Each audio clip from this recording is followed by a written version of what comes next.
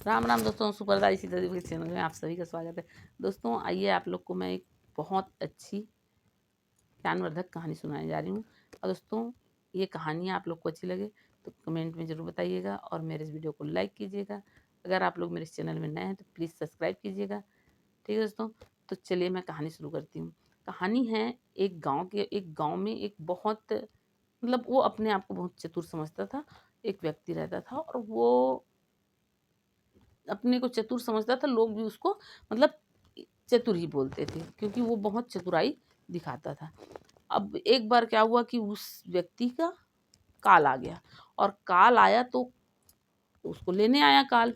तो उसने अपनी चतुराई से उस काल को अपना मित्र बना लिया। अब मित्र बना लिया तो उससे बोलने वो जब बोला कि तुमको अब मैं ले जाने आया हूँ तो लेके ही जाऊंगा, तो वो काल बोला अरे मैं हम तो अब दोनों मित्र हो गए, तो क्या तुम मेरी छोटी सी बात नहीं मानोगे? बोला क्यों अब मित्रता के नाते मानना पड़ेगा। तो तुम्हारी क्या इच्छा है? उस वो बोला कि मेरी बस एक ही इच्छा है कि तुम मेरे को कुछ समय दे दो ताकि मैं अपना वो देख सकूं, मतलब अपना भाग्य देख सकूं कि मेरे क्या है, भाग्य क्या था कैसा है। तो वो बोला कि अब भाग्य देखने से कोई फायदा नहीं है। वो बोला कि फिर भी मैं देखना चाहता हूँ। तो वो जो काल है वो उसको बोलता है ठीक है, ये लो कॉपी और ये पेन। वो अपना कॉपी और पेन दे देता है, बोलता है तुमको 5 मिनट का टाइम देता हूँ, इस 5 मिनट में तुम देख लो और जो मर्जी आए अपने लिए लिख दो, जो तुम लिख दोगे उसको मैं मानूंगा और करूँगा, दोस्ती के नाते इतना ज़रूर करूँगा। तो वो बोलता है, वो खुश हो जाता है और बोलता है कि चलो ठीक है। अब वो कॉपी लेता है, पेन लेता है और 5 मिनट का समय चालू होता है। 5 मिनट का समय चालू होता है, वो पन्ना पलटता है। तो सबसे पहले पन्ना में उसके दोस्त का रहता है। उसके दोस्त का नाम दिखता है तो वो देख के वो सोचता है कि मेरे दोस्त का नाम, उसमें देखता है कि उसके दोस्त का लॉटरी फँसने वाला रहता है। तो वो वहाँ रुकता है और वहाँ लिख देता है ये नहीं होना चाहिए। अब दूसरा पन्ना पलटता है तो उसके पड़ोसी का नाम रहता है। उस पड़ोसी के नाम में लिखा रहता है कि ये व्यापार में बहुत लाभ मिलने वाला है इसको।